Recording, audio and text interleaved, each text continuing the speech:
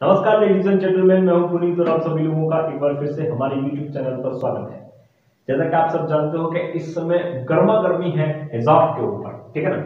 तो भाई मैंने इससे पहले वीडियो बनाई थी, तो उस वीडियो को बनाने का पर्पज ये था कि भाई आप दंगा दोबारा ना करवा दे, और ये रुक नहीं रहा भाई साहब, खूब फैल रहा है, हर जगह फैल रहा है, ठीक है ना। तो अब फैलने के कारण समझिएगा, आज हम थोड़ी सी बात करेंगे और आपको ये बताऊंगा कि एक्चुअल में इसके पीछे का कारण क्या है। उस पीछे के कारण को समझ लाना आपको दिल से निकल जाएगा कि ये मुद्दा क्या है। तो प्लीज वीडियो के अंत तक बने रहना और समझिए कि इसके पीछे का कारण क्या है। आपको खुशी होगी जानकर कि इसके पीछे का कारण कितना प्यारा है।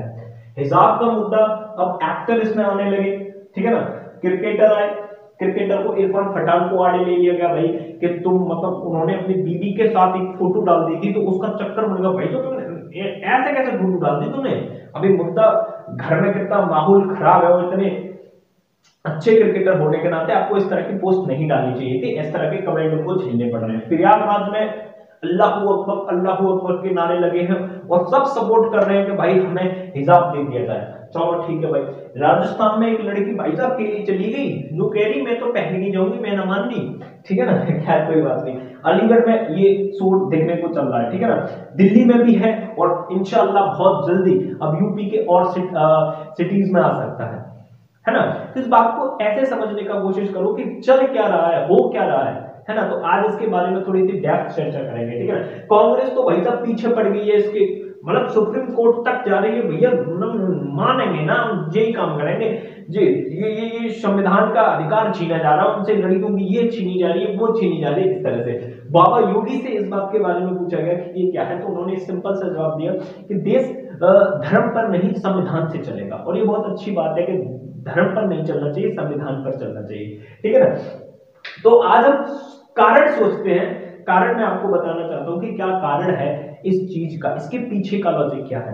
तो मैं आपको बताना चाहता हूं कि पहले तो ये समझते हैं कि हिजाब बैन कहां कहां हुआ है। मैं आपको बता दूं कि आज से ये पहली बार ऐसा आंदोलन नहीं हो रहा, बहुत पहले, मतलब आज से बहुत साल पहले से भी ये होता रहा है। ऐसे नौटंकी हर देशों में होती रही है। जैसे कि मैं आपसे बात करूं कि यूरोप में, फ्रेंच में, चाइना में इस तरह की चीजें हुई हैं। तो फ्रेंच में पूरी तरह से हिजाब को, बुर्के को बैन कर दिया गया है, ठीक है ना।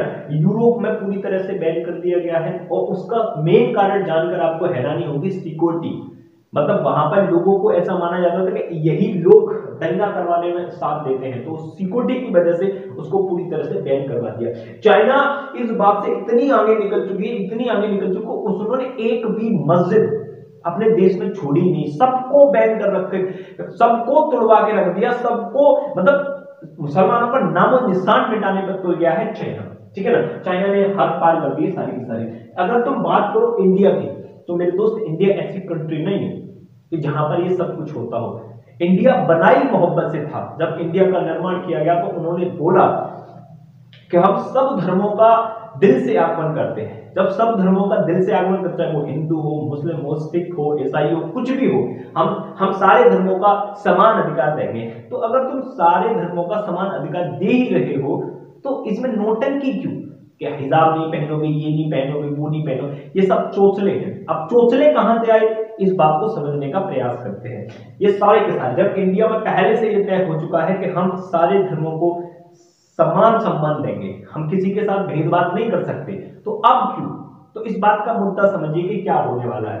एक्चुअल में जो कर्नाटक में अभी जो बातें हुई, तो कर्नाटक में 2004 में यूनिफॉर्म को लागू किया गया, और 2004 से वहां पर कोई भी बच्ची या बच्चा हिजाब पहनकर नहीं आता था। आपको जानकर ये हैरानी होगी कि वहां पर कोई हिजाब पहनकर आता ही नहीं था, ठीक है ना। तो 2004 से 2021 तक कोई बंदा या बंदी वहां पर हिजाब, या बच्चे हैं वो नहीं पहन के आए। तो 2022 में ऐसा क्या हुआ, 2022 में ऐसा क्या हुआ कि ये मुद्दा उठ के आ गया। मेरे दोस्त, सिर्फ पॉलिटिक्स। क्या? सिर्फ और सिर्फ पॉलिटिक्स। ये पॉलिटिक्स का खेल है, पॉलिटिक्स का गेम है कि किस तरह से वोट लेके आने, किस तरह से वोट को भड़काना है, किस तरह से लोग, आम जनता को भड़काना है। ये उनका धंधा है। इस बात को समझना, ये पॉलिटिक्स का धंधा है और ये जितने भी बड़े बड़े नेता हैं इनमें कोई विवाद नहीं है। वो जानना चाहते हैं कि हमारी सरकार कैसे बनेगी, हम सरकार में कैसे आएंगे, उसके लिए कितना भी नीचा करना पड़े किसी को कोई फर्क नहीं पड़ता।